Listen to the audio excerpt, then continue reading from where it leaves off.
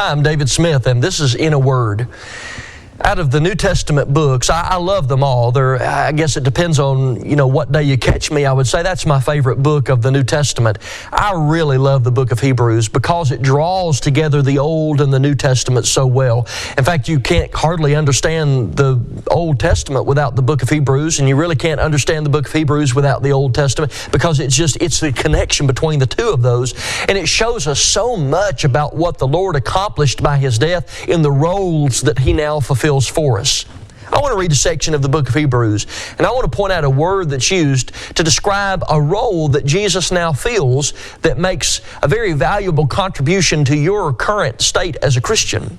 Hebrews chapter 8, verses 1 through 6. Listen carefully. Now, of the things which we have spoken, this is the sum. We have such an high priest who is set on the right hand of the throne of the majesty in the heavens, a minister of the sanctuary and of the true tabernacle which the Lord pitched and not man.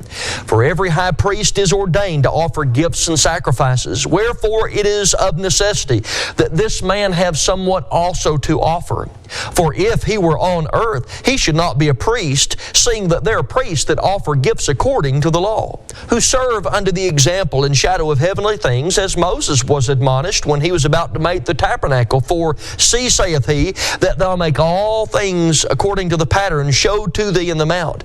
But now hath he obtained a more excellent ministry, now listen carefully, by how much also he is the mediator of a better covenant, which was established upon better promises. Now the Lord is said to be a number of things here. He's a minister, a faithful minister. He offers gifts and sacrifices, a reference to His once-for-all sacrifice of His life. Notice in the first verse, He's our faithful high priest. He is a king sitting at the right hand of the throne of the majesty in the heavens. But according to verse 6, He is our mediator. I love that word mediator, and you ought to as well.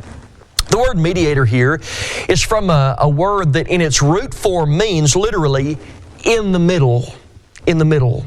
The idea is, when it was used to describe a person, it was used of a person who stood in the middle between two different parties. He stood as a voice between those two parties, someone who was able to plead the case of one party to the other, and then plead the case of that one party back to the original party. The idea is that he was an arbitrator between these two parties. Sometimes that word was often used to describe the idea of being a surety or a guarantee between two parties, but the idea basically is standing between two people and making possible the communication between those two parties. Now, the concept of a mediator is not a new concept to the New Testament. It's not just new and profound. Even in the Old Testament, men understood the necessity of someone who could stand between them and God and plead their case for them. I think of Job chapter 9, verse 32 and 33. Job says, "For he is not a man," he's speaking of God, "as I am, that I should answer him, and we should come together in judgment. For there," he says, "neither is there any daysman betwixt us." And if you'll look at your marginal notes of your Bible, most of them have something like, "There's no umpire between us, that he might lay his hand upon both of us." The idea is there's no effective mediator. There's no one who can adequately plead my case to God and stand between me and God and make my approach to God possible. Even then, he understood that a mediator is necessary between God and man. But in order to be an effective mediator, the person who stands in the middle has to be perfectly God and perfectly human. Now, there's no question that Jesus is divine. He is God in the flesh. But He's also flesh. In Hebrews chapter 2:16, and really down through about verse 18, the writer of Hebrews makes it clear that God became flesh so that this man, God, could effectively mediate our position to God. For verily, he says, he took not on him the nature of angels, but he took on him the seed of Abraham.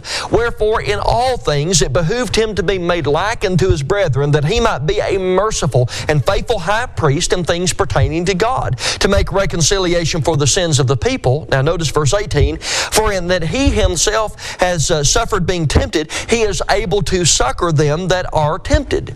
And now I want you to notice what all of this means for us today. You say, okay, what does that mean that Jesus is a mediator? Well, notice the Hebrews writer in Hebrews 8 says, He is a mediator. So there's something about the mediatorial work of Jesus that makes it very applicable for us today. What does that mean? Well, I want you to notice that without Jesus being our mediator, there is no hope of you coming to God, no hope for me coming to God. Jesus is what makes our coming together possible.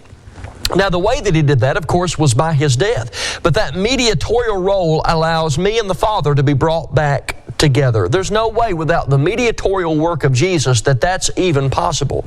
Also, and by the way, you could add words like atonement, reconciliation, redemption. All those words go into that concept. Propitiation, those are great words there.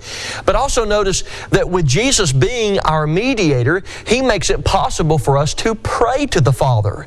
Did you know that without Jesus being a mediator, you had no hope? You have no hope now praying to God, the Father, and having that prayer heard. In Colossians 3:17, whatsoever we do in word or in deed, we're to do it all by the authority of Jesus, giving thanks to God the Father through Jesus Christ, through Him. That means that we go to the Father through Jesus. That's the mediator. What a blessing it is to have prayer. But did you know that without the mediatorial work of Jesus, without Him standing in the middle, we'd have no hope of God the Father hearing and answering our prayer? Also notice that with Jesus as our mediator, He knows what we are going through. Now that does not mean that He experienced sin, but He experienced temptation.